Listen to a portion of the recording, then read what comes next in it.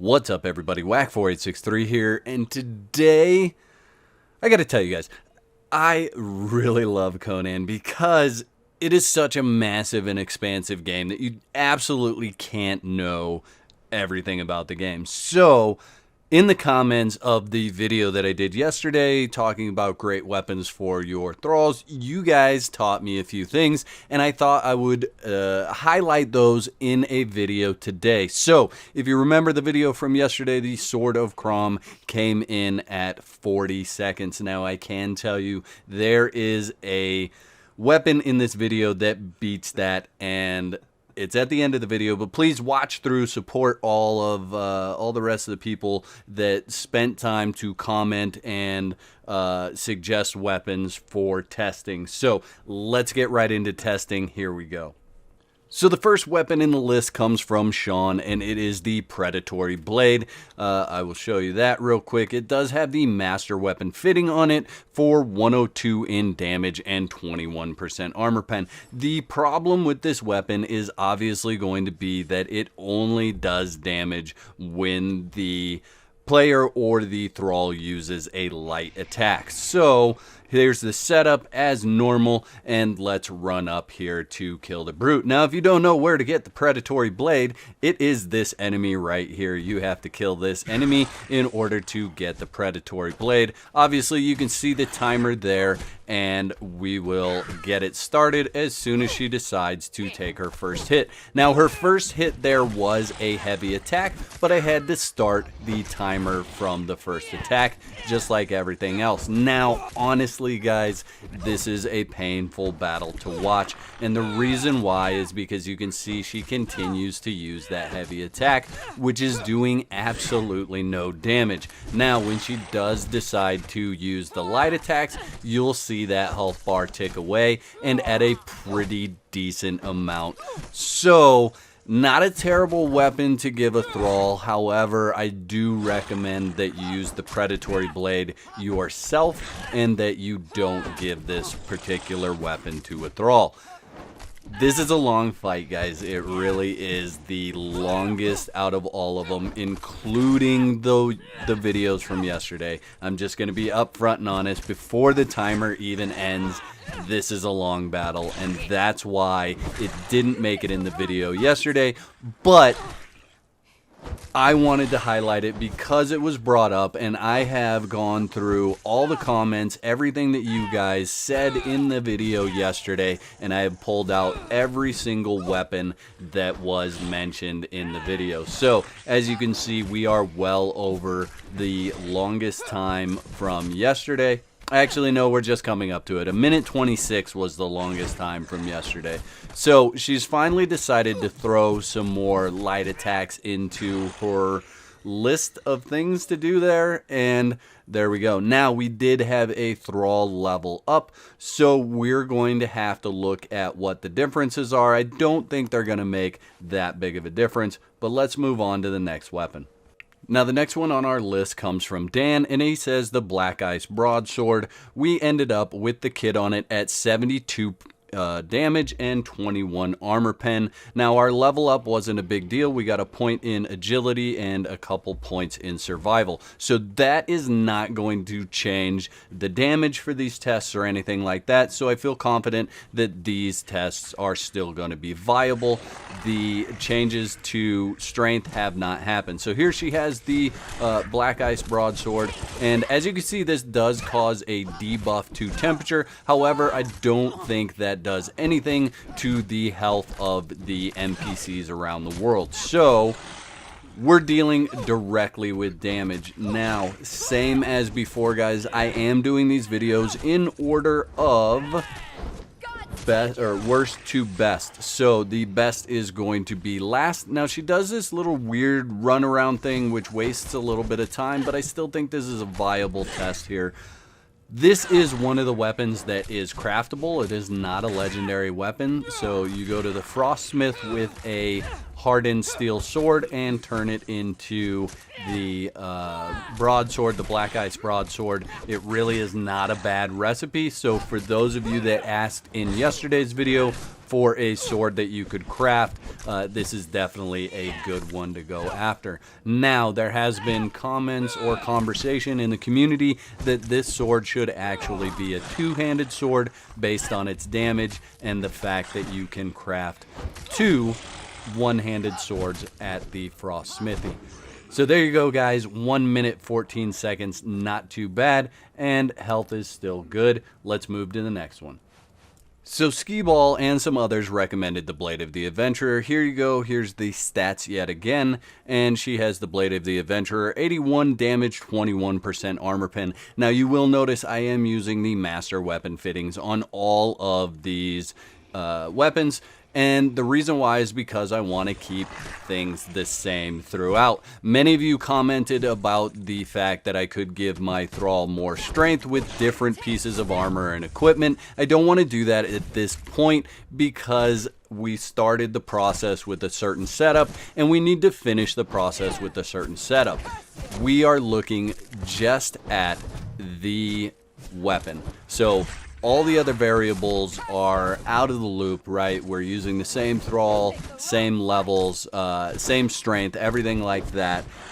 All the buffs are exactly the same. So that gives us the best idea of the differences between these weapons. And I gotta be honest with you guys, across all of these, I don't really think there's a whole lot of wrong answers with these weapons. You guys are smart. You know what works for you and what you like.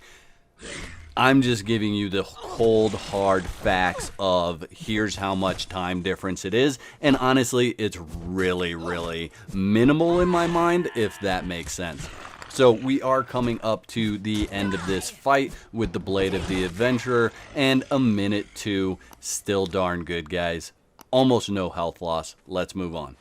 Alright guys, so Asuka recommended Yog's Touch, and here we are with the Yog's Touch. 59 damage, 52% armor pen, everything else is the same there, as you can see the stats, and let's get right into this fight. Now, Yog's Touch does not give you any extra strength or anything like that, however, it does have extremely high damage and armor pen for a one-handed axe. Now, Yog's Touch is definitely a favorite for myself. Honestly, I like to run Yog's Touch personally. The only thing I don't like about it is it adds corruption, which in my opinion for PvE is kind of a pointless extra perk. It does nothing to the enemies that you fight in PvE. However, it does do some extra damage in PvP, so that's something to keep in mind, and Yog's Touch is definitely formidable. Now, if you don't know where to get Yog's Touch is a drop from the Warmaker's Sanctuary, and it is one of the guaranteed drops. So you're not guaranteed to get Yog's Touch, but you are guaranteed to get some kind of legendary weapon from the boss that drops it in the Warmaker's dungeon.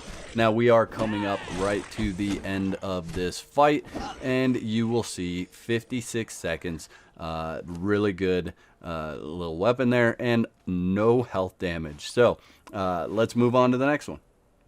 Alright, so here we're going to test the Starmetal Mace with a damage of 53 and an armor pen of 37. This is the flawless version of it with a Thrall, and as you can see, Mike says he saw a Reddit post where the Starmetal Mace was even better than the Sword of Crom. We're going to put that to the test here, guys, and we're going to see how it turns out. I'm not going to ruin it for you. I'm not going to spoil it. This is another weapon that you can craft. You can craft a normal version, an exceptional version, or a flawless version. I went for the flawless, and I put the master weapon kit on it.